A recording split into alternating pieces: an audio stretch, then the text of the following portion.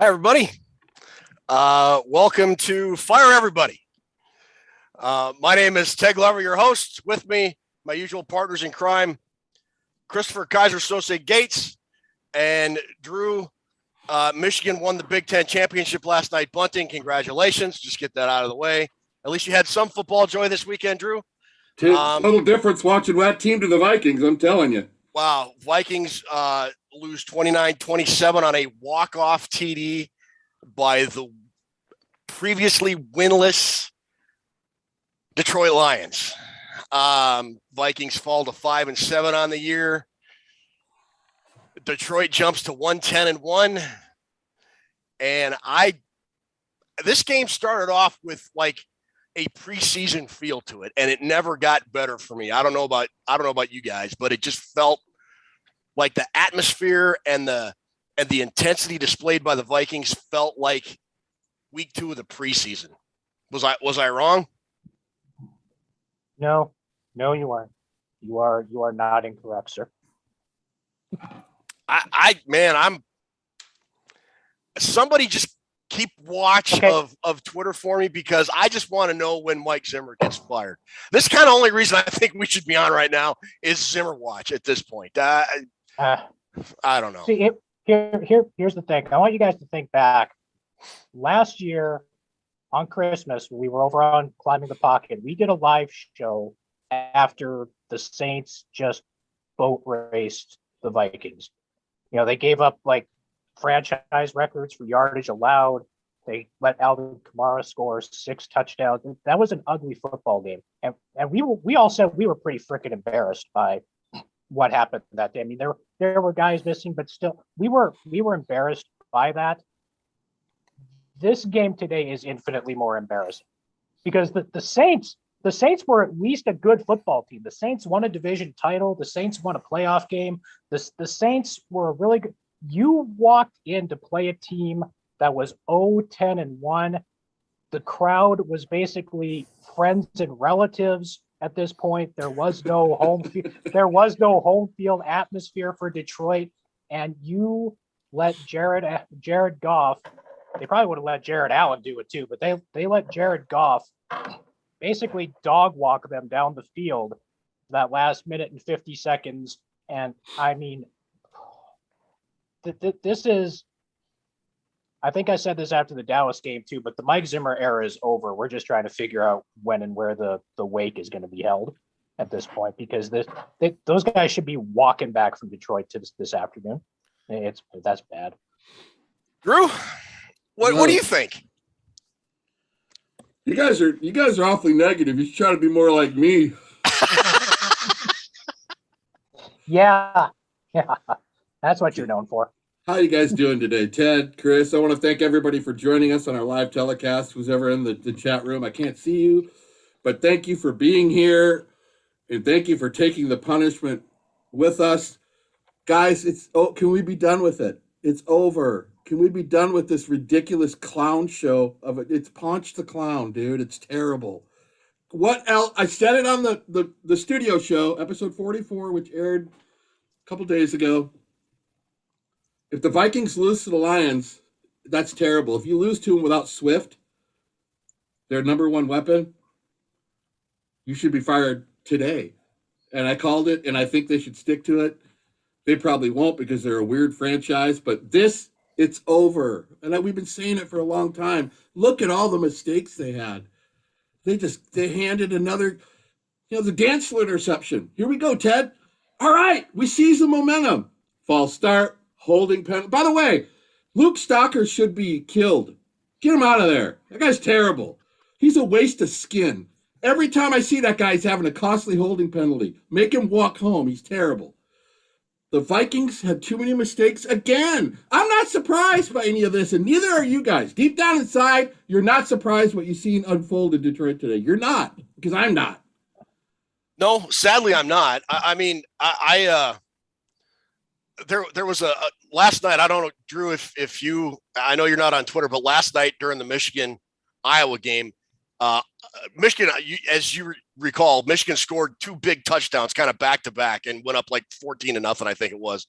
And they do, how the cameras shoot to the the crowd's, reaction. And they went to the Iowa section, and there was this bald dude with just this look on his face. I saw him. Yeah. Yeah. And so it kind of became a meme on Twitter last night. And I used that picture this morning, and I said, this is going to be me when the Vikings and Lions are tied with 4 minutes to go. That's how I sort of felt about this game. And on our preview, I said, I think the Vikings will win, but it's going to be one of those one-score games, and it's going to come down to the final play again. And no, you were right. You were right. I am completely baffled by this team's inability to take lesser teams. And Detroit Vikings had some injuries, and I get it. But all in all, the Vikings were a better team. They should have won this game, and they not only didn't win, they lost in, as you said, Chris, in an absolute embarrassing fashion. How many times have you said that, Ted Glover, over the last 4 months? How many times have you said that? If I've said it once, I've said it 15, 20 times, it feels like. They got a bum for a head coach, and the offensive coordinator shouldn't be a coordinator. It's just it's a flim-flam joke of a team, and I can't believe they're running this coaching staff out there. How can it get any lower than this? Is this Steckel low, Chris Gates? I don't know if it's Steckel low, because Steckel, I mean, the players hated him. That 84 team straight up quit on Les Steckel. I don't think we've gotten to that stage yet. I mean, we might eventually, but we're not there yet. But how do you I want to ask you guys a question, something that started last night. Now, we knew that Christian Darrisaw was going to be out at left tackle for this one, because the final injury report on Friday declared him to be out. Rather than putting Rashad Hill, who has started in the National Football League at left tackle before, at left tackle, you decide, no, what we're going to do is we're going to take our right guard, who has more penalties than any single player in the National Football League, and we're going to move him over to left tackle, and then we're going to take the guy that's played really well at center over the last 3 games, and we're going to slide him over the guard, and then we're going to take the center that the guy that was playing really well at center replaced and put him back at center. Why did they not just put Rashad Hill back out there at left tackle, leave everything else? If you want to slide Cole over for Udo and put Bradbury back in at center, fine. You don't need to put Udo out at left tackle. And he had more costly penalties again today, like at least 2 or 3 that I can think of. Why on earth would you pull that on Saturday night? I don't get it. I have no answer for that. It makes absolutely no sense to me, none whatsoever. I don't. The personnel decisions this team has made this year, and another thing with Cookout, you would have thought the running back that is on the practice squad had a very good preseason. AJ Reed, the name escapes me right at the quick second. AJ Rose. Axel Rose. I'm kind of surprised he wasn't put on the active roster. There are people that were saying, look, Kene Nwangwu isn't ready. Maybe by the handful of plays they gave him today, they might be onto something, but I would argue they didn't really run any plays that rolled into the strength of what Nwangwu can do. They didn't. I mean, they ran him like right into the line. They just used him as Madison, for the most part, when he was in. I just, God, man, I don't know. The whole game started off with this creepy feeling, and pretty soon you're looking and the Lions are ahead 7-0, and then no 7-6. Yeah, 7-6, and then 14-6, and at halftime they're up, friggin' 20-9. I just. How many times have we said, we say these, how many times have we said this, but how many times have we also said this, that when the Vikings have something to play for, an important game, and we can debate whether or not the 7th seed is a successful season. I would argue it's not, but the playoffs were still very much alive for the Minnesota Vikings going into this game. And they came out as flat as I have seen them come out to start the entire season. And this has been a constant thing with Mike Zimmer teams these last couple of years, and it's absolutely baffling. It is baffling. That's a good word. One funny tweet that just came over social media from former Vikings head coach Mike Tice. All he had to say is, "Really effing Detroit. Even my sorry ass never lost to Detroit." And he's right. He's right. Tice, Tice. We'll give him a prize today, huh? Yeah, hell yeah. They found a way, Ted, laminated sheet of mistakes. Found a way to drag. Give me that sheet of mistakes. We need to make a mistake. We gotta crap this game away. Where's my laminated sheet of? They did it again. They did it again. Again. And another thing is, how do the Vikings handle the first bit of adversity that comes their way? Again, not very well. I think it was the very first series, Adam Thielen. Again, it was like 3rd and 8 or whatever. So, of course, the Vikings throw a screen 7 yards short of the first down. Thielen goes to get tackled after like a minimal gain, and player rolled up the guy that tackled him, rolled up on his ankle. He missed the rest of the game. So it's going to be interesting to see whether or not he can even play Thursday, because the Vikings have a short turnaround for this Thursday night game against Pittsburgh. And they just fell apart. I mean, it was from there they just completely fell apart, and they didn't figure out what they were doing until well into the second half.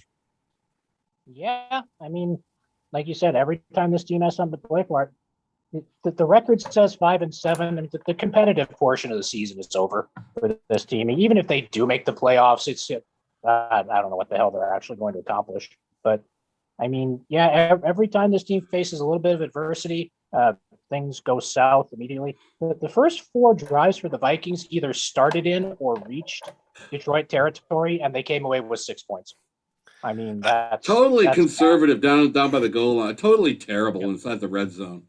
The thing that I kept coming back to as the first half unfolded, even later in the game, when Drew and I did our preview on Vikings Report, Drew and Ted, we both laughed when we got to our preview section. We got to the red zone, because Detroit is literally one of the worst red zone football teams on both sides of the ball in the NFL.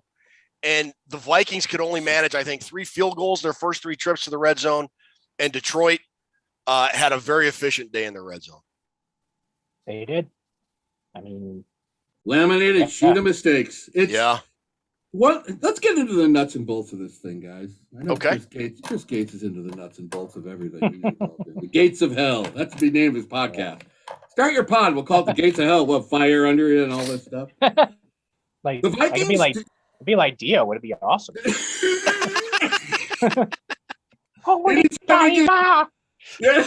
Anytime we get a Dio mention, we're on the right track. No. Hell yeah. Does Clint Kubiak realize, Ted Glover and Chris Gates, after you throw for a first down, you're allowed to throw on the next play. You don't have to run it up the middle. I counted today. Only one time did they pass it after they completed a first down catch. They get like a 12-yard catch to Jefferson. Madison, no gain. 14-yard play to Conklin, next first down. Madison, -1. Every time they ran it. They only passed it twice. They got a first down in the fourth quarter, and then they threw a wide receiver screen to Jefferson. That's one time out of the whole game. Otherwise, predictable Clint Kubiak ran it after every first down completion. You don't think the other team notices that? Why do you do that? Why? That's laziness and horrible OC play. You got to mix it up. Every time the Vikings, you go back and look at the tape. Every time the Vikings had a first down completion, they ran it in the middle of the next play. Every time except once. That's terrible. Also, at the end of that game, if you stay in base defense, you win that game because the clock is in your favor. That 3-man rush thing, that was completely horrible coaching. You stay in base defense. That last drive there's no excuse for that. You can get fired on that last drive. The defense on that last drive. Excuse me. The one time the Vikings went out of the prevent defense on that drive, they blitzed Harrison Smith. He pressured Goff, and Bashad Breeland almost picked off the football in the end zone. I think every other formation set at the snap of the ball was some sort of deep cover 2, cover 3, cover 4 prevent type defense that allowed Detroit to methodically march down the field with no timeouts. Ted Glover, no timeouts. Yep. And credit to Detroit. That was the most impressive 2-minute drive I have seen in any Vikings game. Vikings or opponent, I think. And maybe I'm wrong, but off the top of my head, that was one of the most impressive 2-minute drives I have seen this year. That was perfectly executed. They played it very well. They did very well on that. No, they did everything you're supposed to do in a 2-minute offense. You take what you're given. I mean, you get up to the line, you call play. They weren't even spiking the ball half the time. They had plays ready to go. They had guys knowing what they were supposed to be doing. I mean, Chris, the whole idea is to drop back enough in your short zone where they catch a 5 or 7 yard pass and then you tackle them because the clock's in your favor, right? They're letting guys catch it in the middle of the field and run all the way to the sidelines to stop the clock. Yep. They gave up. Their defense was too soft. I mean, you want to let them catch it and keep in front of the sticks, but the clock is in your favor. When it gets down to a minute left, you don't have any plays left. But the Lions milked it perfectly because the Vikings were in the wrong defense. Fire Zimmer. Get him out of there, please. Here's by the way, again, as Drew said, thanks to everybody who's joining us. I think we're closing in on a record of people that are watching us right now. Yeah. She just had she just sent us in our private chat here a quote for Mike Zimmer. You play all these close games. That's just the way the NFL is. I'm sorry, Mike, not with this team down their best offensive player with a bad quarterback and a rookie coach that looked, even at times today, that looked like he was in over his head. This game should not have been close. I'm so done with Mike Zimmer. The kneecap chewer handed us the game on that 4th and 1. You pumped the ball. Your defense is playing well. The fact that they lost the ball on that 4th down play, he handed us the game. He handed Zimmer the game. He did. He handed Zimmer this big silver platter, and Zimmer dropped it. He did. He handed him the silver platter, and Zimmer dropped it and then pooped on it. Go ahead, Chris. Until that 2-minute drive, that was the single worst call of the game. There is no reason to go for that play that Detroit did, and then to call a pass. I mean, you had to get like this far to convert and move the sticks and whatever, and you call a play action pass and you're rolling out. That would have been the single dumbest call of the game had the Vikings not completely. And they still won, Chris. They still won. They sure had the Vikings not defecated all over themselves for the last 2 minutes. That would have been the call everyone was talking about. But now we're not, because the Vikings just. It's unbelievable. And that wasn't the only failed 4th and 1 Detroit had in the game in their own territory. No, the Vikings stopped them twice. Didn't we have like 3 turnovers today? Two. Yeah, the Dantzler pick and the Lynch takeaway. And the Vikings only turned it over once. So we won the turnover battle again, and we still lost. Tell me now we did not run the same damn 2-point play 2 plays in a row. Tell me we didn't do that. It was pretty similar. It was pretty similar. 0 for 3 in 2-point conversions. At one point when it's 23-20. Oh, sorry, Ted, go ahead. Go ahead. You finish your point, and then I want to make one about those 2-point conversions. Tootsa says, what's the score now? And I said, it's 23-21. Oh, so if we didn't go for those 2-pointers, we'd be tied. Mm-hmm. That's exactly what my point was going to be. You don't go for 2 points 3 times, and you score, and you kick those 3 extra points. Now, who knows? Would all those extra points been in good? I don't know. The Vikings probably would have lost 30-29 or 29, whatever it was. But yeah, the Vikings really put themselves in a bind going for 2 points and missing 3 straight times. No, the ironic thing, the last 2-pointer, it didn't even matter if you went for 2. It wasn't going to make a difference either way. No, it wasn't. It wasn't. When it was 27-23, 29-23, they still need a touchdown, so just kick it. What a dope.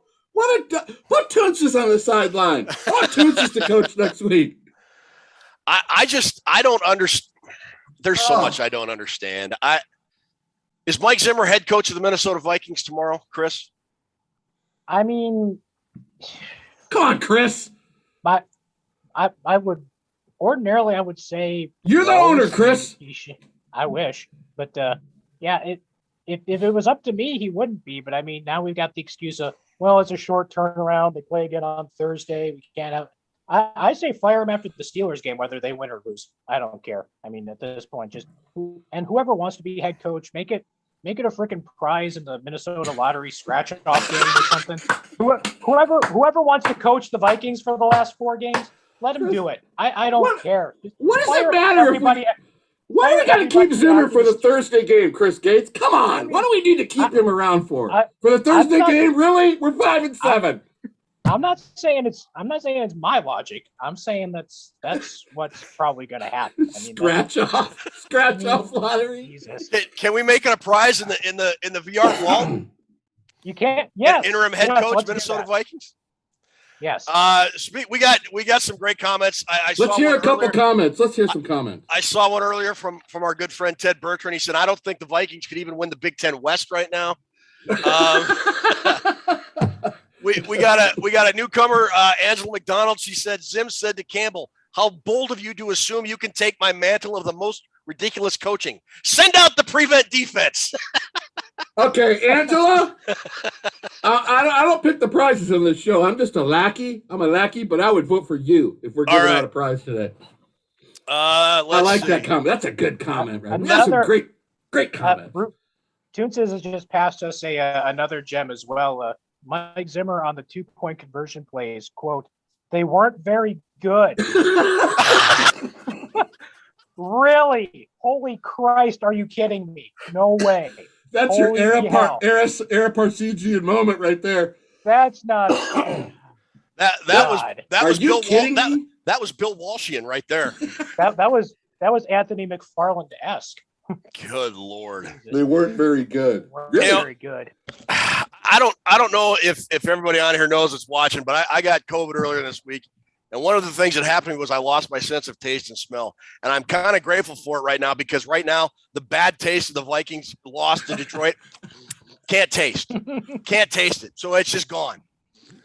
When I'm done, I'm going to go upstairs. I'm going to brush my teeth and I'm going to rinse it out with orange juice. And I'm going to feel better about myself just to see if I can get some sort of smell back. I don't know. Guys, how did they lose to the Lions? Come on. They have too much talent to lose to the Lions. And don't give me the injuries. Blake Lynch had a fumble recovery and 2 sacks. I mean, that guy played. The linebackers played. Blake Lynch played a hell of a game today. You got to get that. That's one of the few bright spots to this game. Blake Lynch played one hell of a football game today. I bet you if you look at the stats, it's all Vikings too. That's how they do the stats. The Vikings are all. Well, since you asked, let me pull the stats. Oh, look at all our yards! Look at all our yards! While he's pulling that up, do you know what linebacker that did not have a good day? Who? Troy Dye. He was warmed over ass the entire game. that dude wait. Troy Dye weighs like a buck 80, and we're playing this guy at middle linebacker. Why? Why the heck? I know we're not gonna have Jack Lambert or Scott Studwell at middle linebacker or anything, but God Almighty, why would you? Okay, so anyway, scratch off Lotto. That's beautiful. The stats. Third down conversions, Vikings 6 out of 13, Detroit 2 out of 11, and I believe 2 out of 11. And they both were on that last drive, I bet, right? Both of those third down conversions were on that last drive. Yes, 2 out of 11, guys. 2 out of 11, and they won the game. Total net yards, Vikings 426, Detroit 372. There you go. They both ran the same number of offensive plays, so the Vikings averaged 6 yards a play to 5.2 for Detroit. Let's see. The Lions were only penalized 3 times for 11 yards. Vikings 7 for 66. 2 turnovers for the Lions, 1 for Minnesota. But yeah, that's the statistical. Yeah, they were 0 for the game on third down until that last drive, and we just let them have them. Ted, do you have a turning point for this? Oh, go ahead. One more comment, and then go ahead. One more comment about Troy Dye. Angela, all right, fine. You're going to win the prize because this is gold. Troy Dye was Troy dead. Okay, Angela, not only do you win a prize, you have to be a constant commenter on our show. We expect you back every week. Thank you for the effort. Thank you for the participation. Was there a turning point in this game, guys?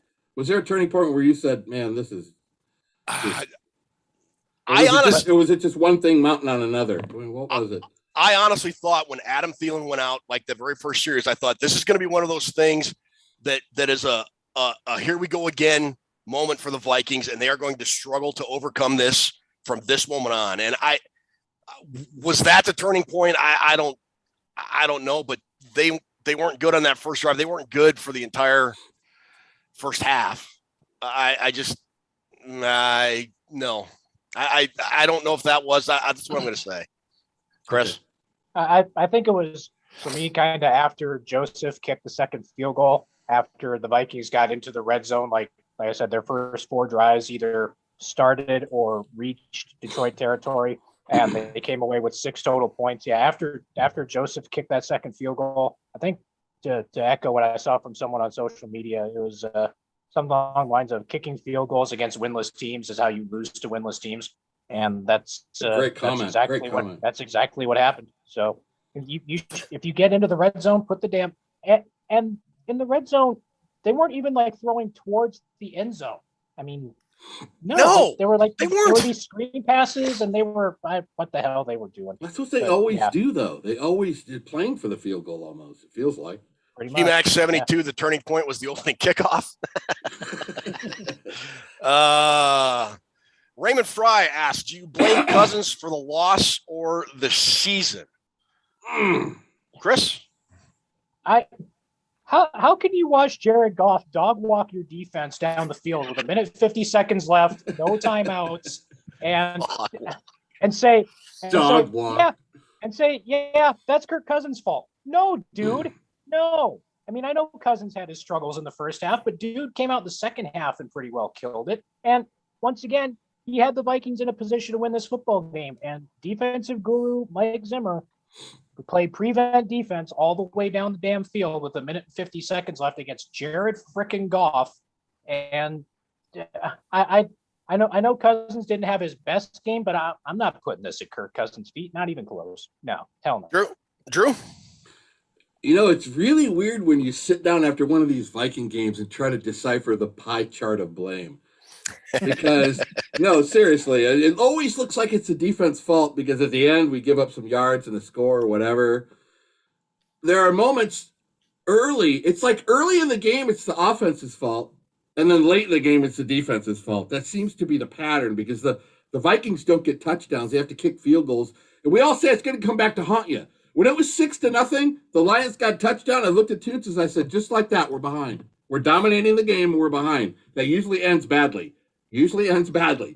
But early on, they don't capitalize on things they should capitalize on. And at the end, it's really hard. The pie chart is really tough to because Cousins threw the touchdown, gave us the lead. That should be it.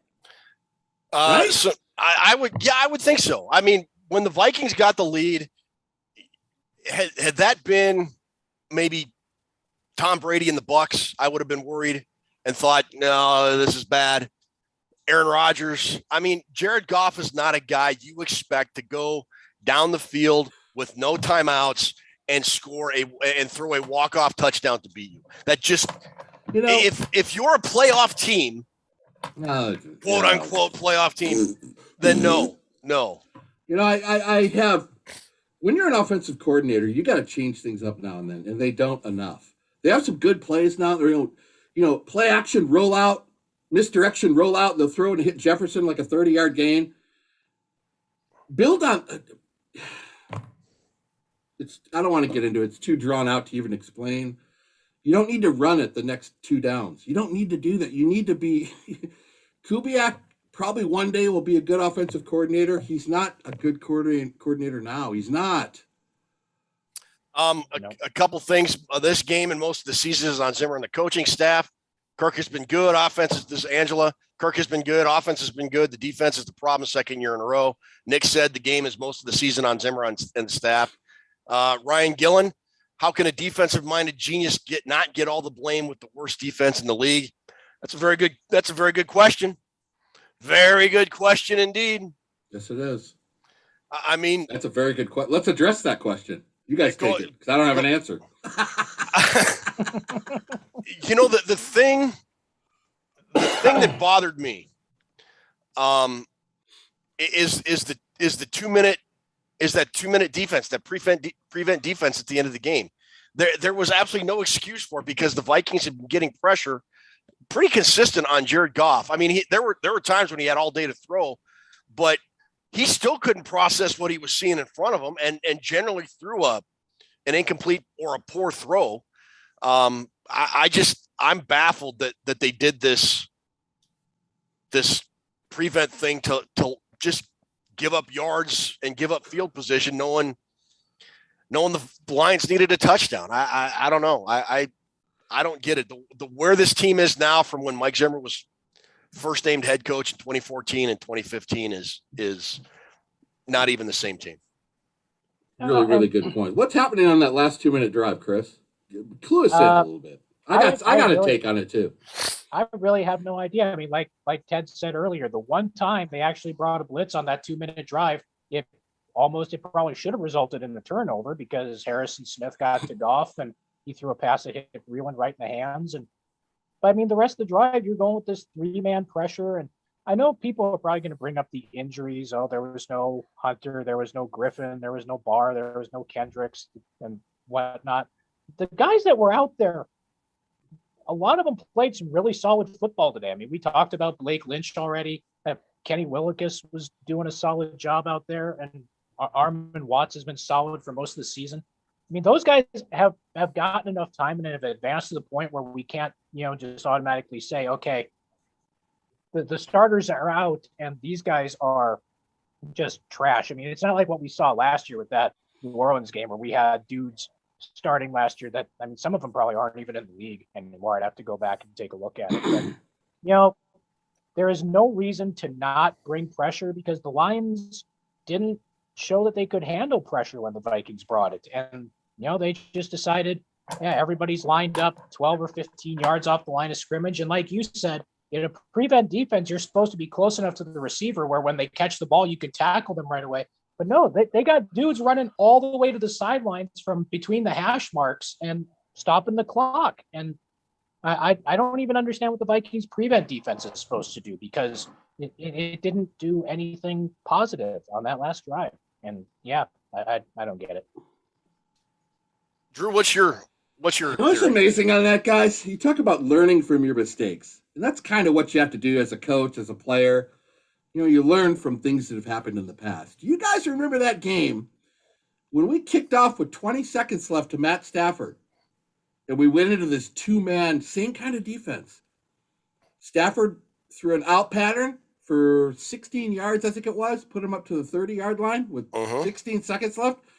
And then he sat back there for 14 seconds because we only rushed 2 guys. He hit a 25, 35-yard square in.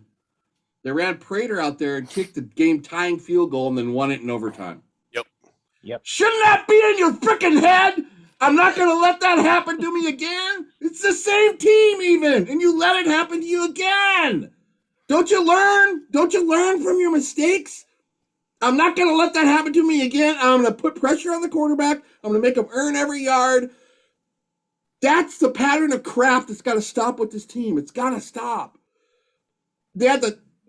And down there at the end, Detroit was about ready to run a play. The play clock was at 9 seconds. Goff ran to the sidelines. Campbell said something about his kneecaps or something. He ran back in. They were pressed for time to run this play. And if the Vikings would have let it play down, they'd have won the game because the Lions were disheveled. Didn't know what to run. I think Campbell just said run, play ZX or something, and he ran back in there. The Vikings called timeout. And Goff ran to the sidelines, and they formulated a play. That's a timeout you can't call. You got them on the ropes. Make them run that play. Make them run it when they're disheveled. Make them confused. Make them run it. If you call a timeout, you're just helping them. Please fire that guy. He's a bum. He's a bum. You're absolutely right. I mean, he's terrible. The Vikings' incompetence at the last 2 minutes of the first half and at the end of this game, again, it should have been fireable. It's been a fireable offense all on its own. Much less before today. But I think today was just the icing on the cake. Chris, go ahead. And they gave up 6 more points at the end of the first half today too. So I mean, they're by far the leaders in that. They are literally giving up the equivalent of about a touchdown a game at the end of the first half every week. And how do you do that? I mean, you almost have to try to do that. You almost have to try. I'm serious. I mean, every team gives up points at the end of the half, probably sometimes 2 or 3 times a year. It just is going to happen. But with the Vikings, it's like we expect it because it happens every week. They give up 6 points at the end of the last 2 minutes of the first half. That's what they've been averaging this year. Averaging. It's unbelievable. I mean, there are so many things that are worth firing Mike Zimmer over that I still am shocked that he is the Minnesota Vikings coach. And you know what, Ted? People will probably say, well, Drew, it's a smart thing to call the timeout to get your defense set for that last play. Well, it didn't work very well, did it? Did it? Did it work very well? Did it work? They did it. It didn't work. They did it twice, if I recall. Horrible. Let them run the play. They were out of sorts. They were gonna run a short play and try to score from like the 10. That's what they were gonna do. A short wheel route out of the backfield in the flat. Because the Vikings were playing so deep, they're going to try to catch it in the flat and then run for the line. That's what they were going to do. The Vikings called a timeout.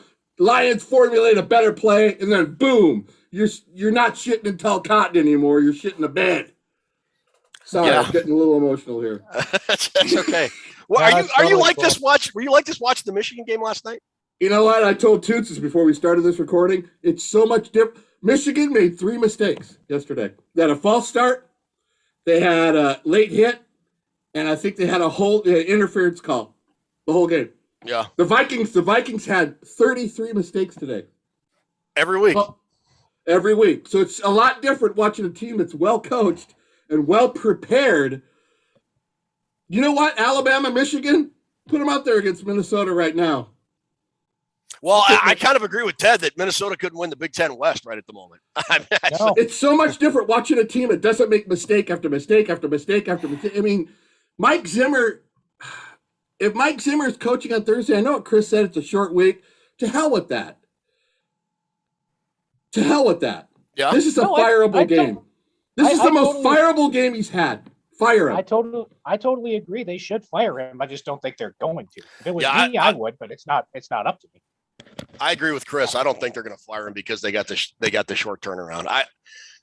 There have been 3 or 4 times this year I thought the Vikings could have gotten rid of Mike Zimmer and they didn't. I don't think they will at this after this game.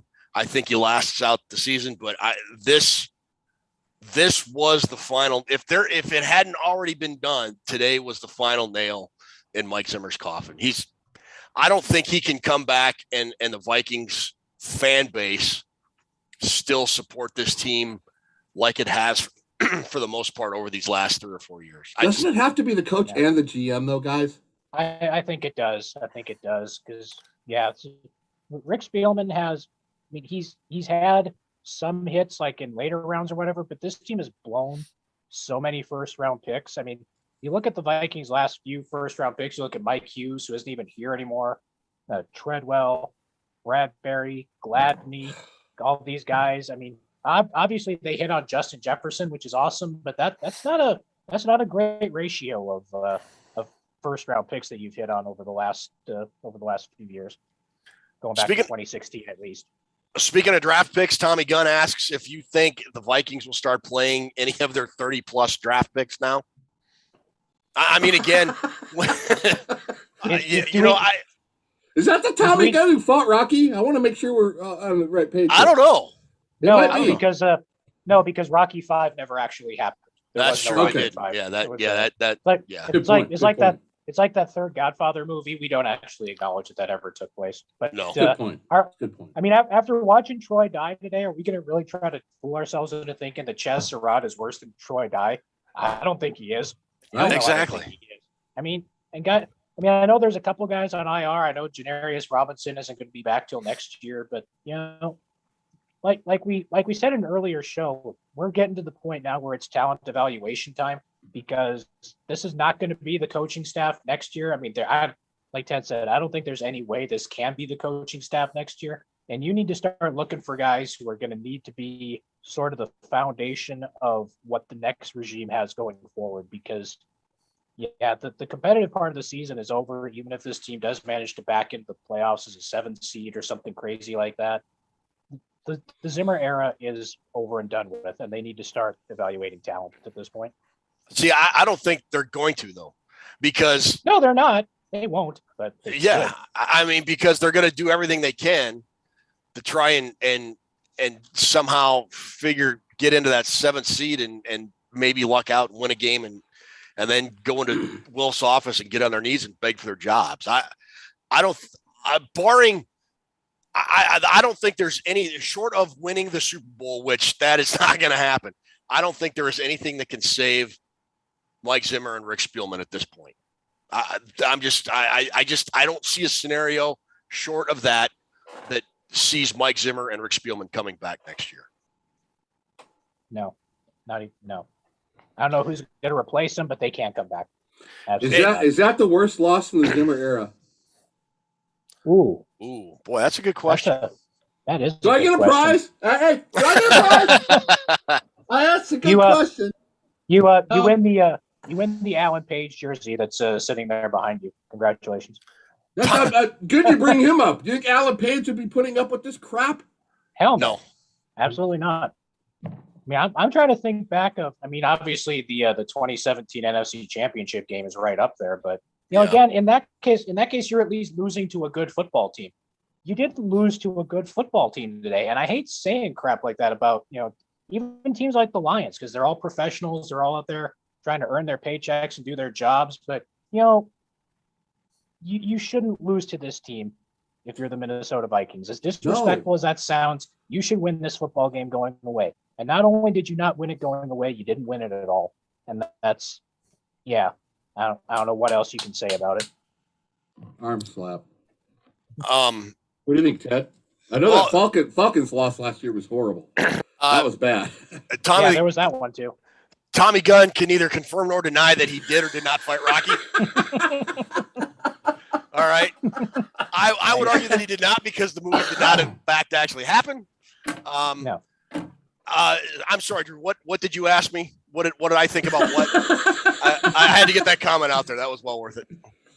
Oh, Tommy Gunn. Whatever happened to Jim? What was his name? Morrison? Tommy Morrison.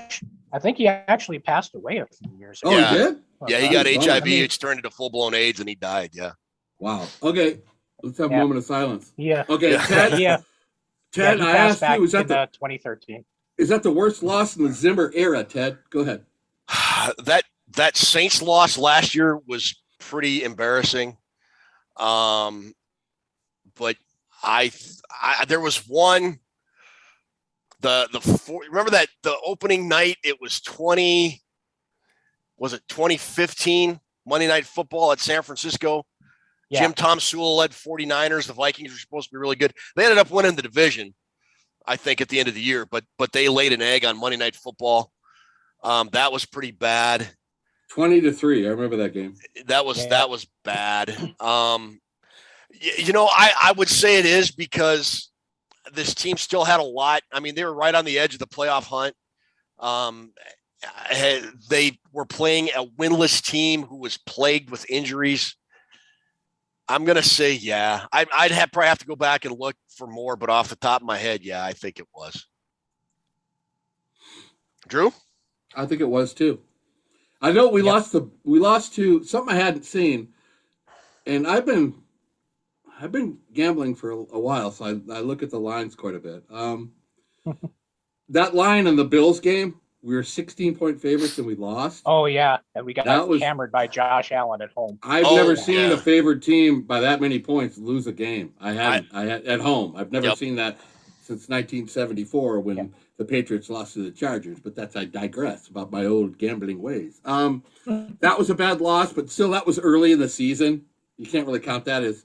To me, this is the worst loss in the Zimmer era because of everything that's been leading up to it. The gloom. We mentioned that word a lot, guys. The gloom. Yeah. This just made the gloom like you add thunder and like rain to the gloom. It's not just gloom anymore. It's like a rainstorm. That's what it feels like. It feels like a worst loss in the Zimmer era to me. Here's a question from our buddy GMax72. How many wins would the Lions staff have with the Vikings players? I swear to God, we have great listeners, don't we? We have the best listeners in the world. That's a great question. They wouldn't be 110-1. That's for damn sure. I don't think. I mean, like we said, Dan Campbell made some really stupid decisions today. I look up of those fourth down plays that the Lions tried to convert in their own territory. And if the Vikings hadn't, like we said, just peed all over themselves on that last drive, that's what we'd be talking about right now. But, honest to God, Dan Campbell outcoached Mike Zimmer today. A guy that came in at 0-10-1, outcoached Mike Zimmer this afternoon. I don't think anybody can argue against that. He not only chewed off a kneecap, Ted, he chewed off half his colon. I mean, come on, let's be serious.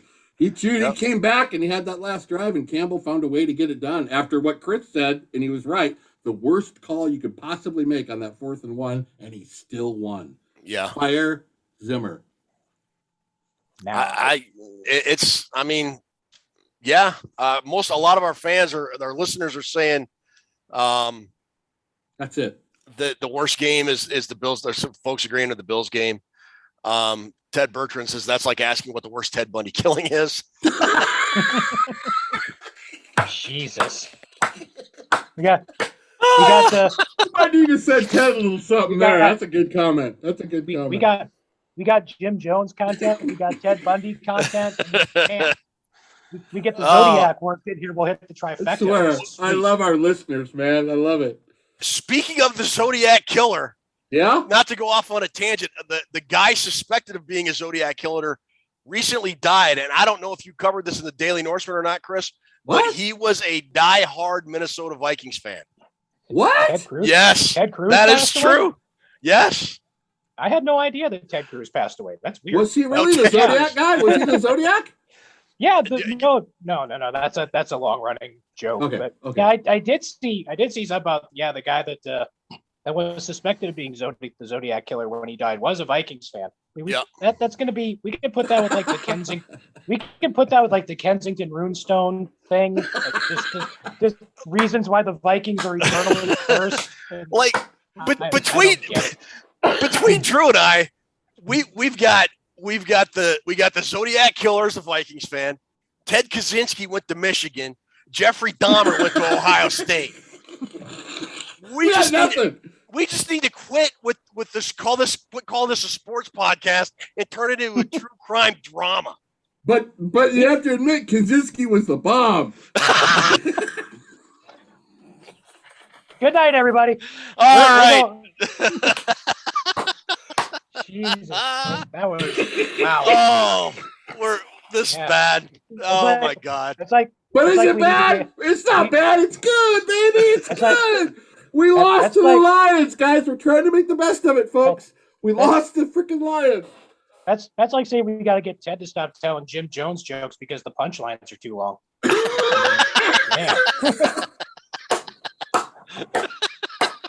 Jesus. Oh. We're terrible people. We're all going to hell, but it's going to be worth it, ain't it? It's going to be great. It's going to be great. At least we're enjoying the ride. How's that song go? We are. Maybe going to hell in a handbasket, but at least I'm enjoying the ride. What's that, Little Grateful Dead? Jesus, how did we lose this game, guys? We had it. Ted, we had it. Did we? Let me ask that question. Did we? Did we really have the game? I was thinking, when we were down there inside the 10 on the last drive, I thought, if we kick a field goal, we're done. We're not going to win this game 24-23 because they're just going to drive the field and kick the field goal because the Lions, to date, the Lions have never missed a field goal against the Vikings in 47 years. They haven't missed one. So I thought when Jefferson got that touchdown, we got it.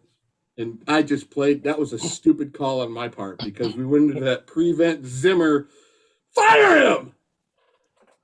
Yeah. But as fans of the Minnesota Vikings, we've never got it. We don't ever actually have it, like ever. I mean, it could be 40-0 with 2 minutes left to go, and I'm still going to be like, how the hell did they screw this up? I mean, and that's just the way this team is. I mean, and this predates Zimmer. This isn't just a Zimmer phenomenon. This goes all the way back to God knows how long ago, even before I was a fan. But we don't ever got it as fans of the Vikings. We just have to pray for the best. All right, Drew, hang on, Drew. There's a good question here, and this is for you only, Drew. Oh, Jesus! It's from our friend Alex Martinez. Abe Lincoln, President Lincoln. It's not. He says, Drew, if Santa comes down your chimney on Christmas Day and can only grant you one wish, only one. Goodness. Mike Zimmer to be fired or Michigan to become national champions. What are you choosing? Michigan to become national champions. That's the correct answer. Yeah, that's the correct answer. I am to hell with Zimmer. I am fully into this is what I'm rooting for the rest of the season. I'll always be on the Vikings boat. I'll always be doing shows with Ted Glover. But right now, you know what? It's not just a fluke. This team deserves it more than the Vikings do. Michigan has played their ass off. Good teams find ways to win, and bad teams find ways to lose. And that is where we are, at least with the Minnesota Vikings. Look at the contrast. Even Ohio State. Look at the difference of how the teams are coached. Look at everything across the board. It's just, you got to give it to Ryan Day and Jim Harbaugh over Mike Zimmer, don't you? I would even give it to PJ Fleck. I would even give it to PJ Fleck over Mike Zimmer right now. Absolutely. The Gophers were a more consistent team this year than the Minnesota Vikings have been. I'm going to go out on a limb right now. I was going to wait for the next show. I'm going to say it right now. That Luke Fickell guy should be our next head coach. That Cincinnati coach. He should. From Cincinnati. But he's a great head coach. But does he leave a program like that to come and coach? I don't think so. That guy is a dynamic, great. That guy's he's my number one besides. I like Todd Bowles a lot. I like Todd Bowles, but I think Fickell is doing an amazing job with a team that's not supposed to be that good. Here's my thing with Fickell. And he's an Ohio State guy, went to Ohio State, coached at Ohio State, was their defensive coordinator when they won the national championship in 2014. I love Luke Fickell. I love Luke Fickell. But there are guys that are hardwired to coach college, and there are guys that are hardwired to coach in the NFL. And I don't think very often those paths cross over. No. Fickell is a guy that can motivate young, impressionable kids, young men, players at the college level because he's very much a rah-rah motivator guy. And I'm not saying he is Urban Meyer or Nick Saban or like maybe the old ball coach, Steve Spurrier. But those guys have a unique ability to motivate guys at that level. And I think it's very difficult to take that type of motivational technique and skill and translate it to the NFL because motivation and desires in the NFL are a lot different than college.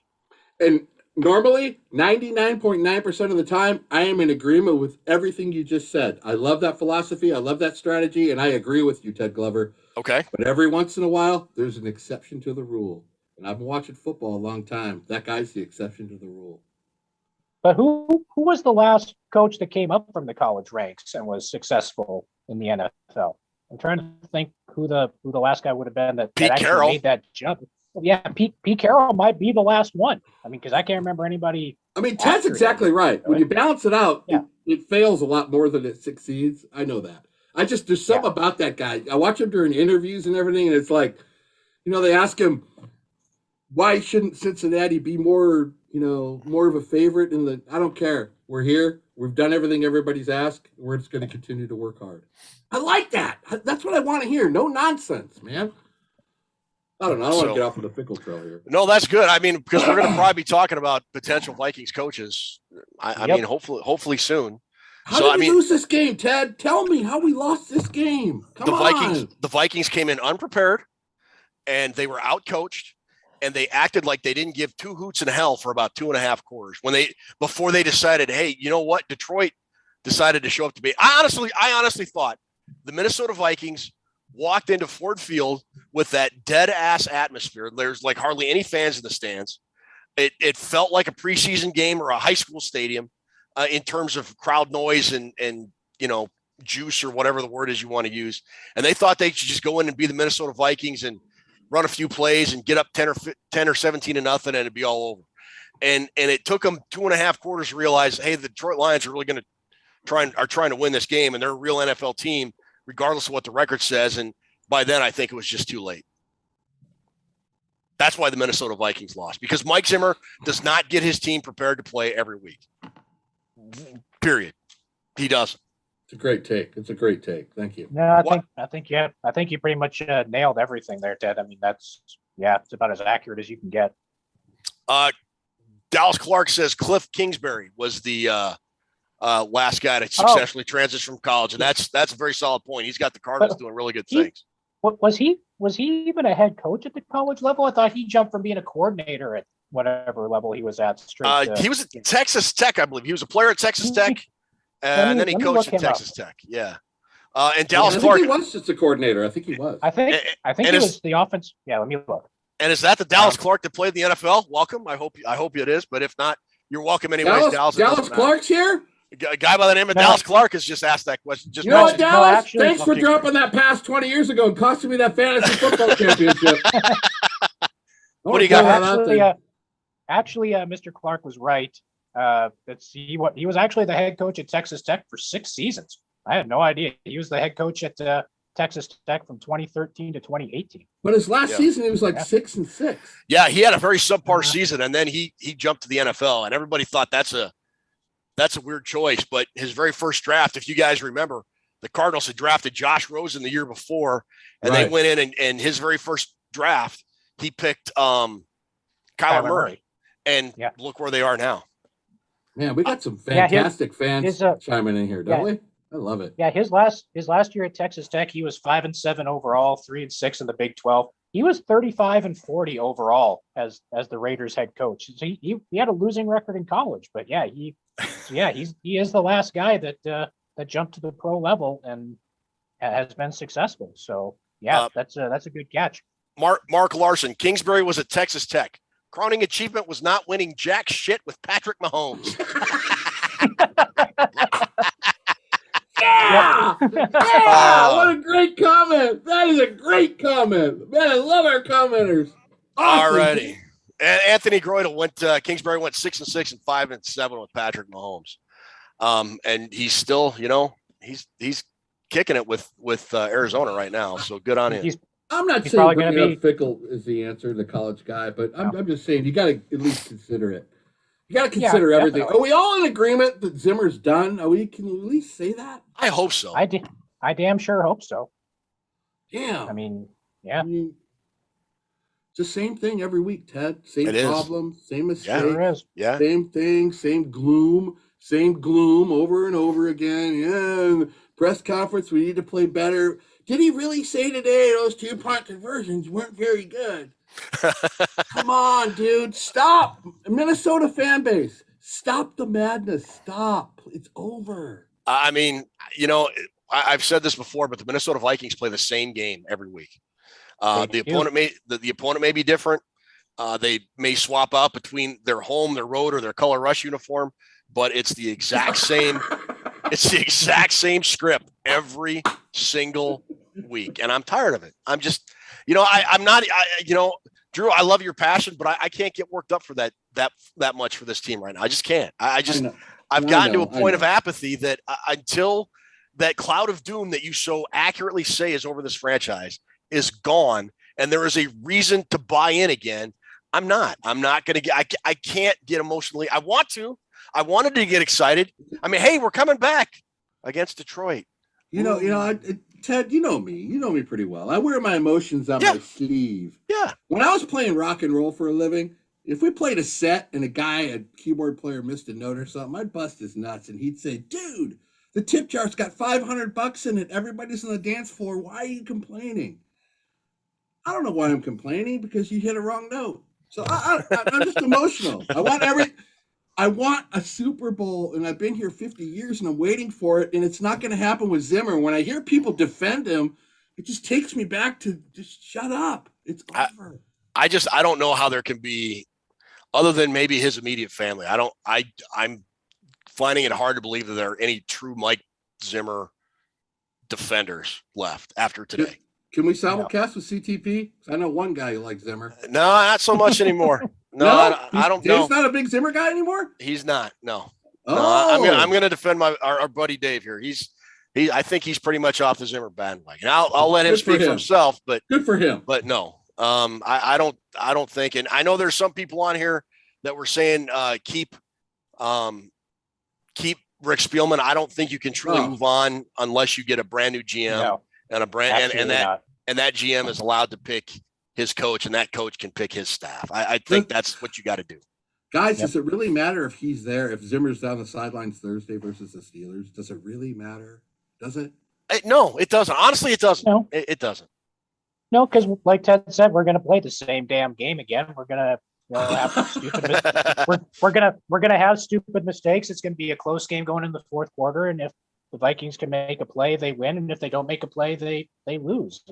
Yeah, that's what's gonna happen, because that's what happens every freaking week. It doesn't matter who they play or where they play or whatever else the case is. That's just the way this team does it, and that's not going to change. Angela McDonald, another great comment. Apathy is deadly for a fan base. Riley Emmert, apathy is the word of the day. I laughed hysterically when the Lions completed that touchdown because it's all I can do anymore. I'm 99.99% certain nobody from the Vikings is watching this, and that's fine. They shouldn't. They got bigger fish to fry. But right. You better get a pulse of this fan base, because I think this is a pretty good microcosm or sample of what Vikings fans are feeling. You go out on social media and you go out on Twitter and you take a pulse of the Vikings fan base, and it's not good. We are all pretty much sick of what we see week in and week out, and it is time for a change. Preach it. That's well said. That's great. I will point out, this is just me being bitter and angry or whatever, but ever since the team stopped credentialing us for training camp, things have been bad. Yeah, things have been bad. Saying.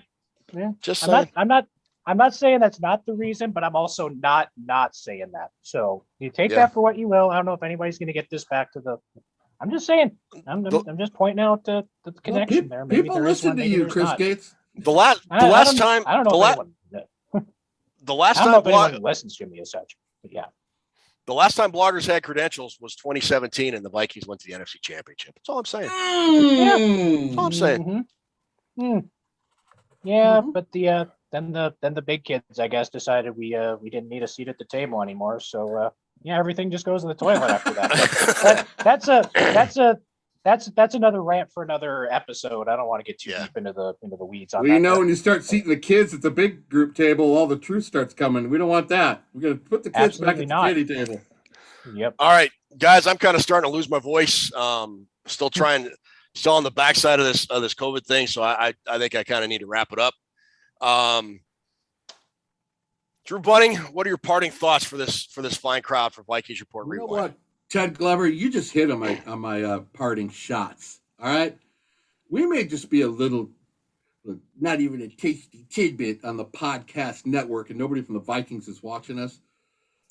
But you know what? It's time to make a statement to your fans to say, we're with you. We're not going to put up with it anymore.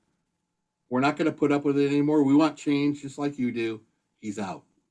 You got to show us something. Show us that you mean for the future, even for the rest of the season. Whatever happens, happens. But Ted is right. We are a voice to be heard. And today I really want to say thanks to everybody who commented. I mean, that's my main thing. As much as the Vikings had a shitty loss, and I'll say that word, you can beat me and will bleep me, whatever. We're live. No, she can't. Vikings had a crappy loss. And you know what? Our commenters, the people that joined this show, brought me around to make me laugh, make me think with my head and my brain. And I appreciate that. I appreciate people that tune into Vikings Report, because we try to do our best. But it's time that the Viking ownership did something to change this gloom around. Let's change it. That's my parting shot. Change it. Chris? Absolutely. I'm just going to echo a lot of the stuff that Drew just said and that you've said, that we've all said during this episode. It's fire everybody time. I don't care when you fire him. I don't care why you fire him. If you want to wait till after the Pittsburgh game and do it on a long week, just start firing people. I mean, because it's been a bad couple of weeks. I